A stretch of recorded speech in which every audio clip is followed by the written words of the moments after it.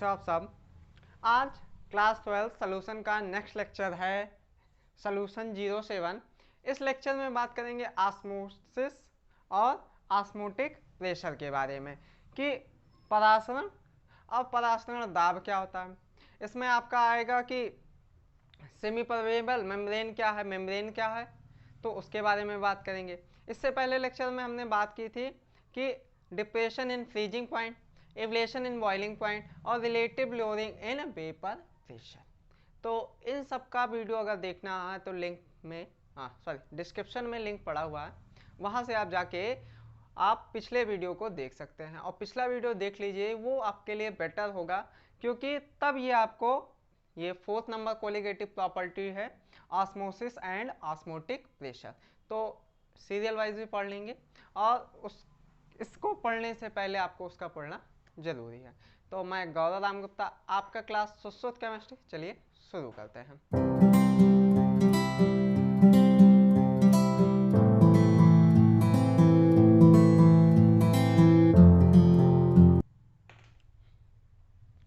चलिए अब बात करते हैं डिफ्यूजन और ऑस्मोसिस की। Diffusion and osmosis. डिफ्यूजन को हिंदी में कहेंगे विसरण और ऑस्मोसिस को कहेंगे परासरण। ठीक।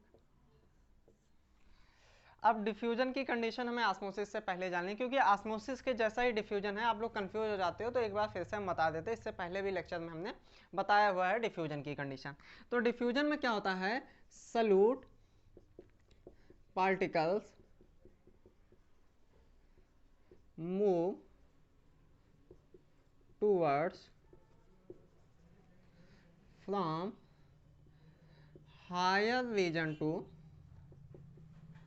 Lower region.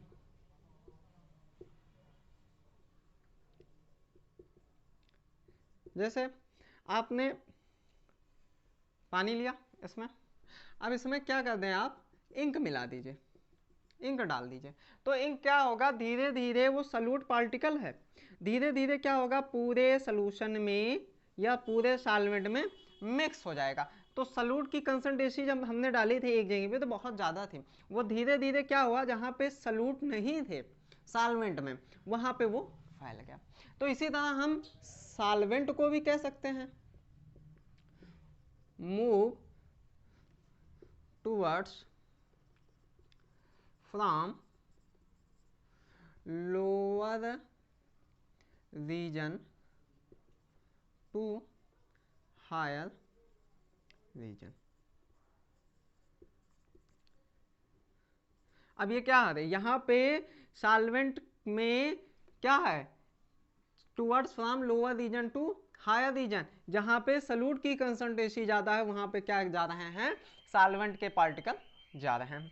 अब हम ये कह सकते हैं डिफ्यूजन में जो दोनों सबस्टेंस हैं, या हम दो सॉल्यूशन को रख दें, दो सॉल्यूशन को रख दें तो दोनों क्या होंगे, एक दूसरे के डायरेक्ट कनेक्ट में होंगे, सीधे संपर्क में होंगे। और हम ये कह सकते हैं डिफ्यूजन की कंडीशन ना कि लिक्विड स्टेट में होती है, गैसियस स्टेट और सॉलिड स्टेट में भी संभव है। मतलब डिफ्यूजन की कंडीशन लिक्विड, गैस और सॉलिड में भी क्या है, पॉसिबल है।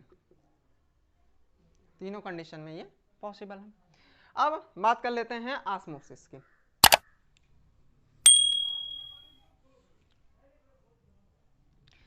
ऑस्मोसिस, तो ऑस्मोसिस के लिए इस कंडीशन में एक सेमी परमिएबल मेम्ब्रेन होनी चाहिए, सेमी परमिएबल मेम्ब्रेन होनी चाहिए, मतलब कि अर्ध पारगम झिल्ली, अर्ध पारगम झिल्ली। अब अगर हम मेम्ब्रेन की बात करें तो मेम्ब्रेन तीन तरह की होगी। पहला ये मान लेते हैं, दूसरा ऐसी होती है कि जो सबको जाने देती है, सलू अब देखिए अर्धपारगम झिल्ली में केवल आपके सॉल्वेंट के पार्टिकल जाएंगे, इससे केवल कोई पास हो सकता है सेमी परमेबल में, तो वो कौन है, सॉल्वेंट के पार्टिकल ही मूव कर सकते हैं। अगर हम सेकंड बात करें तो सेकंड जो हमारा होगा, सेकंड जो हमारा है पारगम्य झिल्ली, इसको कहेंगे परमिएबल मेम्ब्रेन। और ये मेम्ब्रेन जो होती है आपकी सेल वॉल में पाई जाती है, ठीक। और हम लास्ट कह दें तो वो होती है अपारगम, अपारगम, तो इसको कहेंगे इम्परमिएबल मेम्ब्रेन। तो पारगम झिल्ली जो सबको आने जाने दे, मतलब सलूट को भी और सॉल्वेंट को भी। अपारगम झिल्ली जो किसी को ना आने जाने दे, ऐसी झिल्ली। और हम सेमी परमेबल की बात करें तो सेमी परमेबल अर्धपारगम झिल्ली, मतलब जो सॉल्वेंट के पार्टिकल्स को ही केवल आने जाने दे। अगर सॉल्वेंट के पार्टिकल को, जैसे हमारा हो गया चर्म पत्र जिसको हम कहते हैं, या फिर हम कह सकते हैं कॉपर फेरोसाइनाइड, या हम कैल्शियम फास्फेट की झिल्ली कह सकते हैं। तो जो आपकी कॉपर फेरोसाइनाइड है ये सबसे ज़्यादा यूज की जाती है। क्यों? क्योंकि ये 150 एटीएम प्रेशर को सह सकती है। जब ये 150 एटीएम प्रेशर को सह सकती है तो इसका उपयोग हम किसी भी, मतलब कोई भी प्रोसेस जल्दी हो रहा है या धीमे हो रहा है तो उसको हम घटा बढ़ा सकते हैं इस पर दाब लगा के। या और ये जो कॉपर फेरोसाइनाइड की झिल्ली होगी वो आपकी दाब को सह सकती है, मतलब अधिक बहुत बड़ा विलयन है उसमें हमने लगा दिया तो वो दाब को सह सकती है। तो उसकी खोज जो है सबसे पहले टावरी नामक वैज्ञानिक ने की थी। किसकी? अर्धपारगम झिल्ली के बारे में उन्होंने सबसे पहले बात की थी, जो की थी कॉपर फेरोसाइनाइड की। अब बात करते हैं ऑस्मोसिस की। तो झिल्लियों के बारे में पढ़ लिया, मेम्ब्रेन के बारे में पढ़ लिया कि मेम्ब्रेन कितने तरह के होते हैं, नोट कर लीजिए।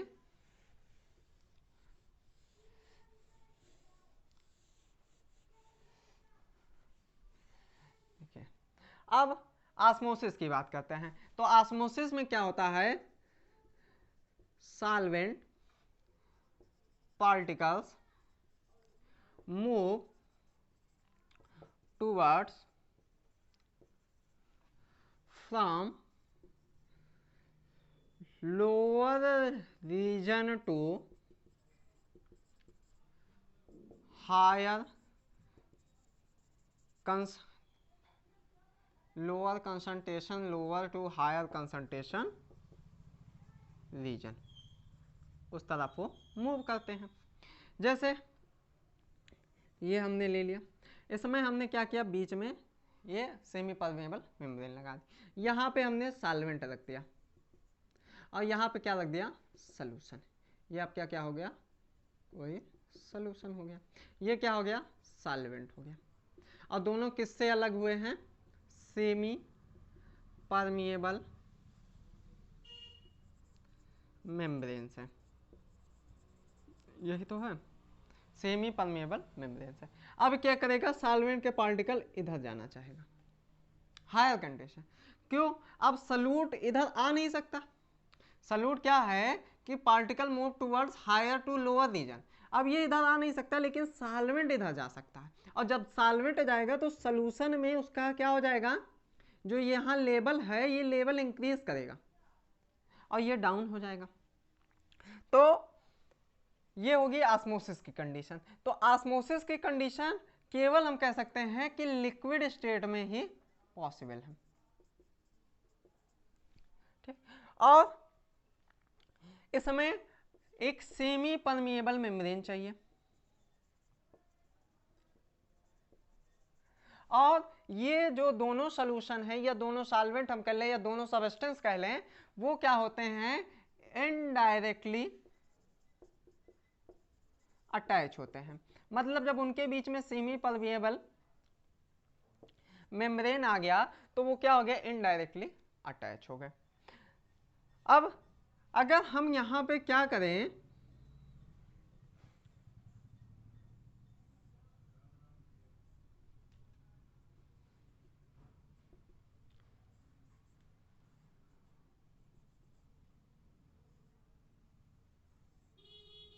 यहां पे एक पिस्टन लगा दें जिसपे PATM चल रहा है, अभी यहां पे भी पिस्टन लगा दिया जिसपे PATM है अभी।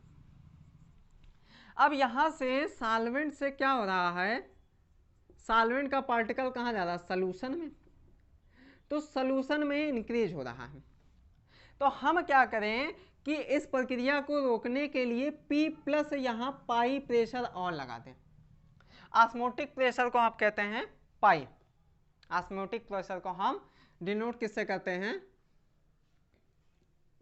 पाई से, या हम P भी कह सकते हैं, दोनों यहाँ कह सकते हैं, दोनों प्रेशर है, पाई यहाँ का है।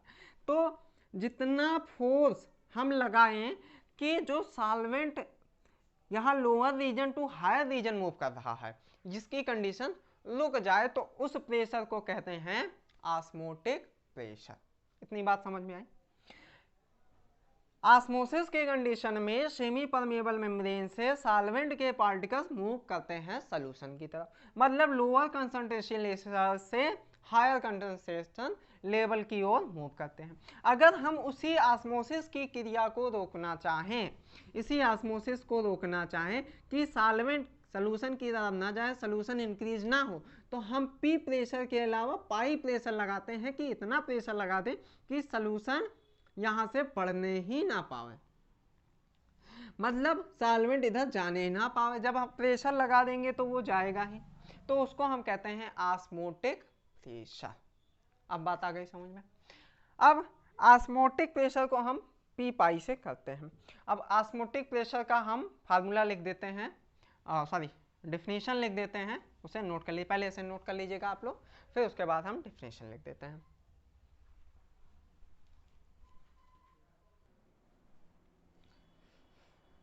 ऑस्मोसिस हम कहें कि ऑस्मोटिक प्रेशर, तो ऑस्मोटिक का प्रेशर क्या हो जाएगा, the hydrostatic pressure built up on the solution side to stop osmosis। मतलब कहने का कि यहां पे आपका सॉल्वेंट है, यहां सॉल्यूशन है,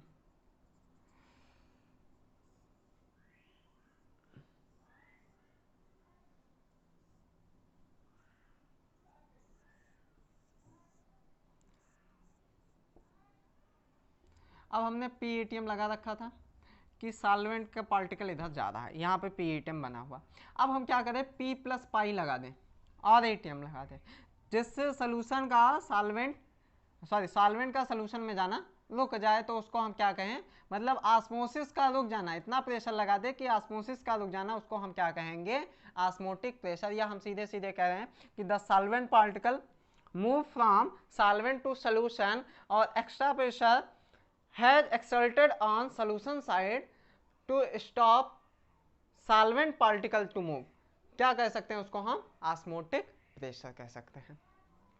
अब ये हो गई ऑस्मोटिक प्रेशर की बात। तो जो हमारा पाई है, जो ये पाई है ऑस्मोटिक प्रेशर, ये डिपेंड किस पे करता है,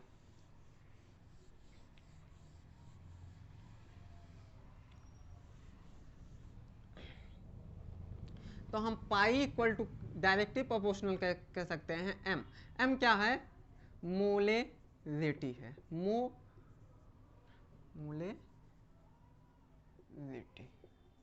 जिसको हम क्या कहते हैं, मोलरता। मतलब M इक्वल टू क्या हो जाएगा, numbers of moles of solute upon mass of solution, यही तो हो जाएगा। मास वॉल्यूम होगा। तो हम ये कह सकते हैं pi is equal to temperature.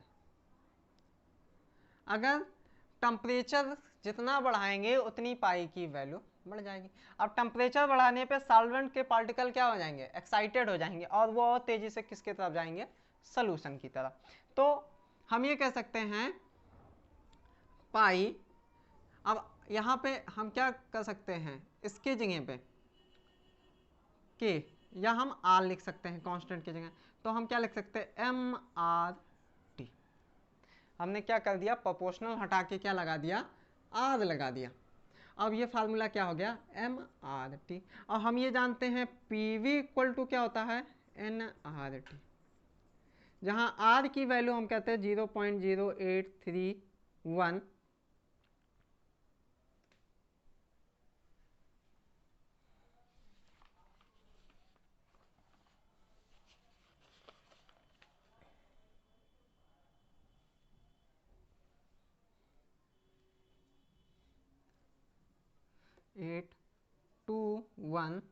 ATM litre mole kelvin, यही तो कहते हैं हम।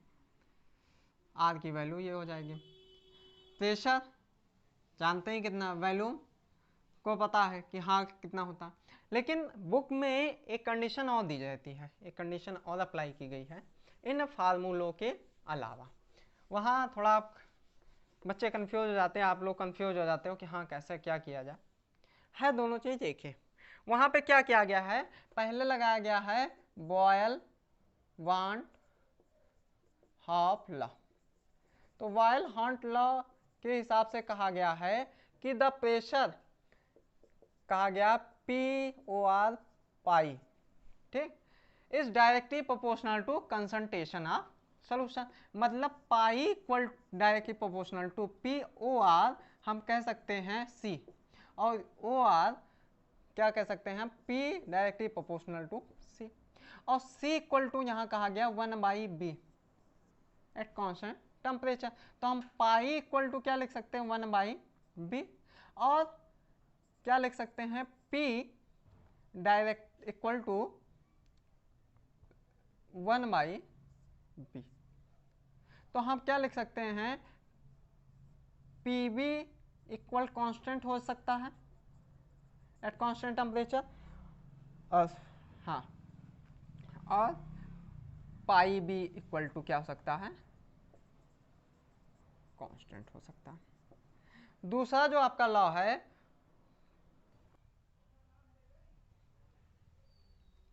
दूसरा आपका प्रेशर टेम्परेचर लॉ, या फिर इसी को कहेंगे हम गैलुसेक वांट हाफ लॉ। तो यहां पे क्या हो जाएगा, P proportional to T at constant volume, या हम कह सकते हैं इसी को P by T equal to constant, और पाई बाई T भी क्या हो जाएगा, कांस्टेंट हो जाएगा। एक ही बात है, चाहे P प्रेशर का है चाहे पाई। अब इसको हम इस समय रखते हैं, तो हमारा क्या हो जाएगा, P प्रोपोर्शनल है तो प्रोपोर्शनल की जगह पे हम S लगा देते हैं, ये T हो जाएगा, और B किधर चला जाएगा, PV। तो हम कह सकते हैं PV इक्वल टू ST, और S जहां पे क्या कह सकते हैं, तो हम कह सकते हैं molar solution constant, molar solution constant PV equal to ST। अब ये मूलर सॉल्यूशन, अगर हम कहें कि एक मोल से एक मोल है, ये तो मोलर की बात हो, एक मोल है, तो PV इक्वल टू क्या कहेंगे, NST। PV इक्वल टू क्या कहेंगे, NST, और S की वैल्यू उतनी है जितनी R की वैल्यू है। बस यहाँ पे क्या किया गया, R ले लिया गया और यहाँ पे S ले लिया, कहीं कहीं इसी की वैल्यू K रख दी जाती है। तो डिफरेंट बुक्स में आपको डिफरेंस मिल सकता है। तो ये दोनों हमने इसीलिए आपको बता दिया कि आप कंफ्यूज ना हो।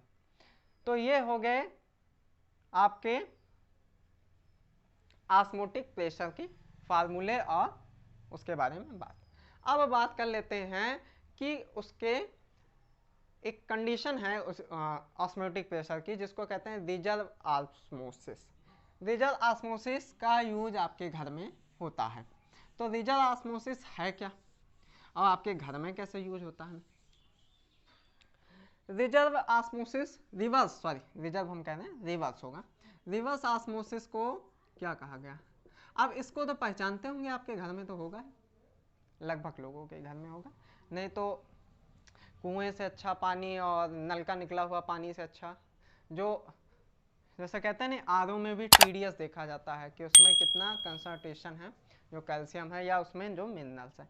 तो सबसे अच्छा है टीडीएस जो हमें नेचुरल मिल रहा है, हमें नल के पानी से मिल रहा है या कुएं के पानी से मिल रहा है, जिसको बहुत से सालों से लोग यूज़ करते हैं। हमारे पूर्वज स्वस्थ रहे, पूरा जीवन व्यतीत किया। और आज तो ये ज़माना आ गया कि आर ओ भाई आर ओ लगवा लो, आर ओ बहुत ज़रूरी है। हाँ, नहीं तो पानी हमें अच्छा नहीं लगता। किसी के यहाँ जाओ, आपके यहाँ का पानी नहीं अच्छा है, तो ये सब बातें आती है। तो आर ओ है क्या? तो आर ओ वही जो आपका हमने अभी स्ट्रक्चर बताया था वही है। अब यहाँ से हमने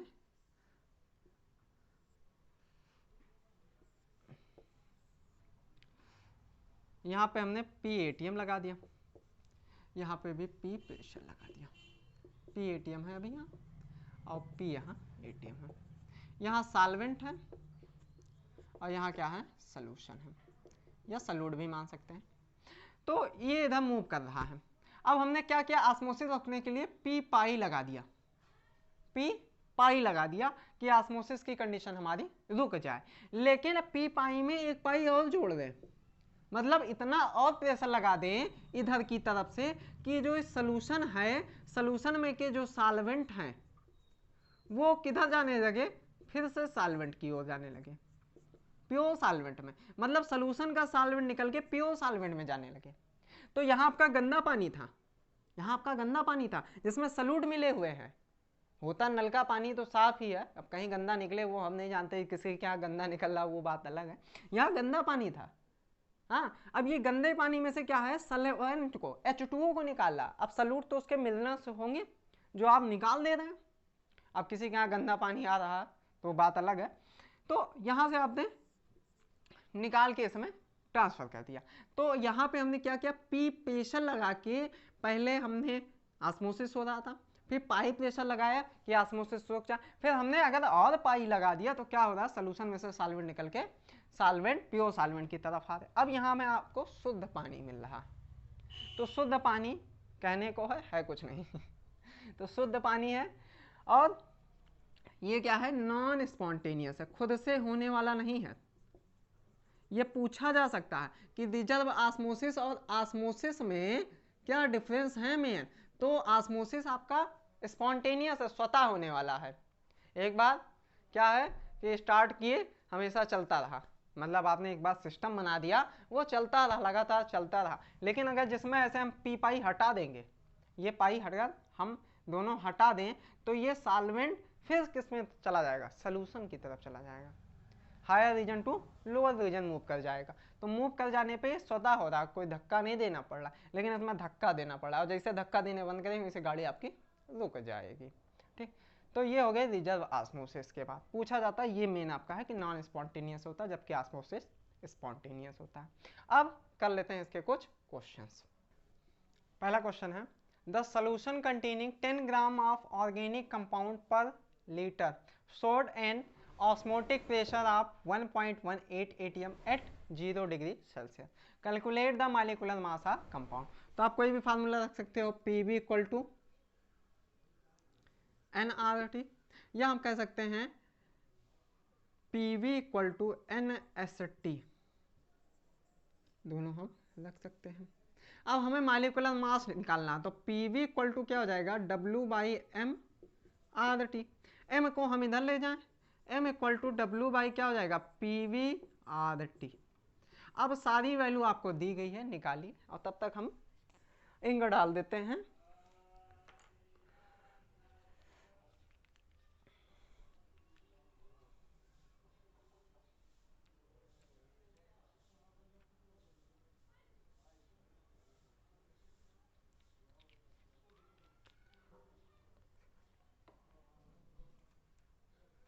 चलिए लगा लिए, कितना आया आंसर देखिए।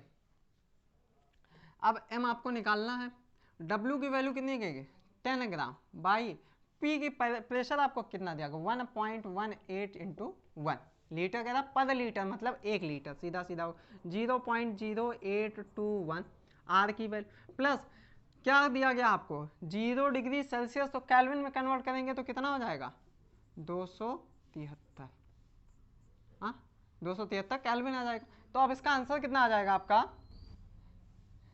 189.94, ये आपका आ गया आंसर किसका पहले क्वेश्चन का। मतलब इसका मोलर मॉलिक्यूलर मास कितना आ जाएगा 189.94। अब करते हैं नेक्स्ट क्वेश्चन, इसको नोट कर लीजिए।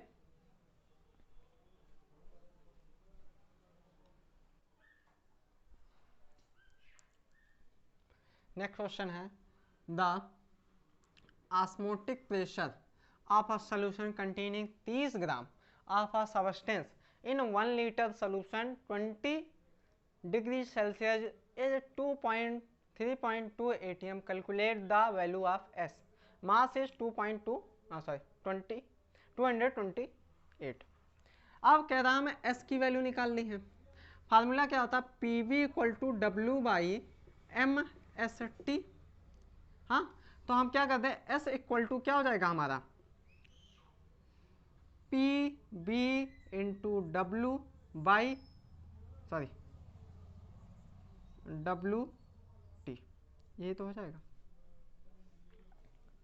अब S की वैल्यू तो P आपको कितना दिया गया प्रेशर 3.2 इंटू V कितना दिया गया है 1 लीटर इंटू M कितना दिया गया है 228 बटे W कितना दिया गया आपको 30 ग्राम इंटू T कितना दिया गया है, तो T आपका दिया गया 20 डिग्री प्लस करेंगे 273 कितना आ जाएगा 293 इंटू 293, तो ये आपकी वैल्यू जो आ जाएगी 0.821 एटीएम लीटर पर मोल केल्विन। ये आपका आ जाएगा आंसर सेकेंड क्वेश्चन का।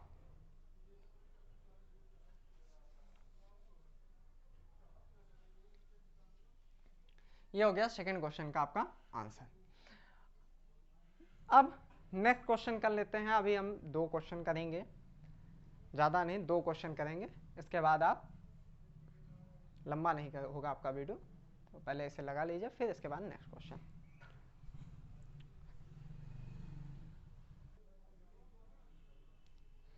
Question find the osmotic pressure of M/20 solution of a urea at 27 degree Celsius.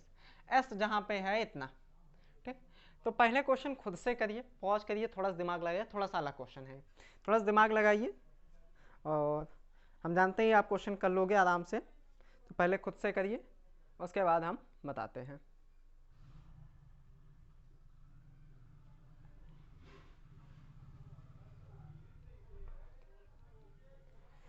चलिए पॉज करके कर लिए।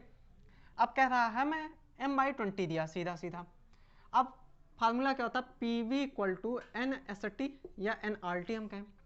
अगर हम NRT कह रहे हैं और हमें दिया है मोलरिटी और हमें क्या करना है P निकालना है, तो P इक्वल टू क्या कर दें N/BST और N/B इक्वल टू हम क्या कहते हैं M मोलरिटी, यही तो कहते हैं। आसान हो गया ना अब आपके लिए। अब यहाँ हम क्या लिख सकते हैं P इक्वल टू MST, हो गया कि नहीं हो गया। अब हमें M की वैल्यू दी गई है कितना M/20, तो M/20 को क्या लिखते थे 1/20, तो कितना हो जाएगा ये 0.005, ये तो हो जाएगा।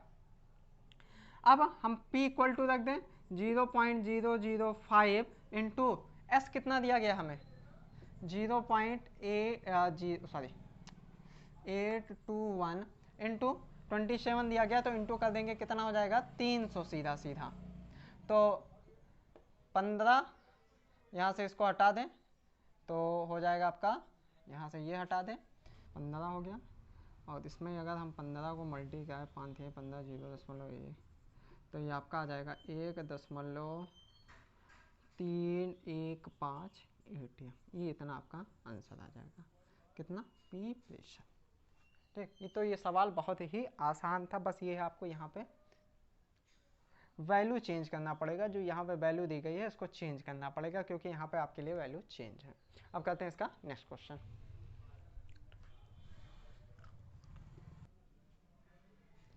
नेक्स्ट क्वेश्चन है आपका, what is the volume of solution containing 1 gram mole of sugar will give rise to an osmotic pressure of 1 atm, यहाँ 1 atm है, at 0 डिग्री सेल्सियस। तो हमको क्या पूछ रहा है, वैल्यूम।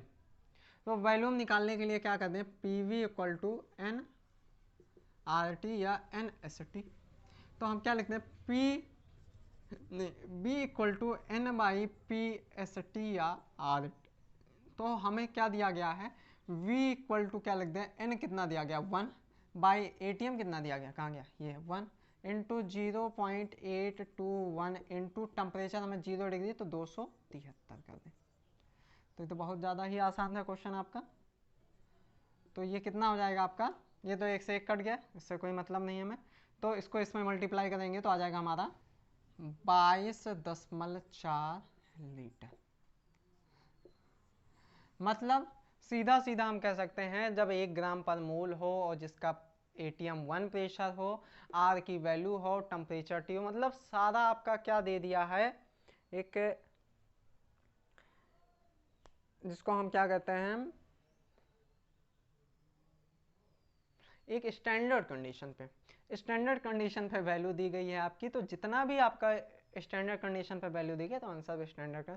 अब V का क्या होता है, आयतन स्टैंडर्ड कंडीशन पे NTP STP पे 22.4 लीटर, ATM कितना मानते हैं 1 और टेम्परेचर 273 ही मानते हैं, R की वैल्यू N भी एक ही मानेंगे। हाँ, तो स्टैंडर्ड कंडीशन पे जब कंडीशन पूरी वैल्यू दी गई है तो आंसर भी स्टैंडर्ड कंडीशन पे ही आपका आएगा। तो अब इसके बाद नेक्स्ट लेक्चर में बात करेंगे वांट हाफ फैक्टर के बारे में, उससे रिलेटेड जो आपके वैल्यू हैं उनके बारे में बात करेंगे। इससे पिछला लेक्चर आप जरूर देखिएगा, क्योंकि यहाँ तक आने के लिए वो इम्पोर्टेंट है। ठीक, वो स्टेप है आपका, तब इस स्टेप पे आप पहुँच सकते हैं। तो उस वीडियो को देखने के बाद इसको देखिएगा तो और बेटर आपका होगा। तब तक के लिए पढ़ते रहिए, बेस्ट ऑफ लक।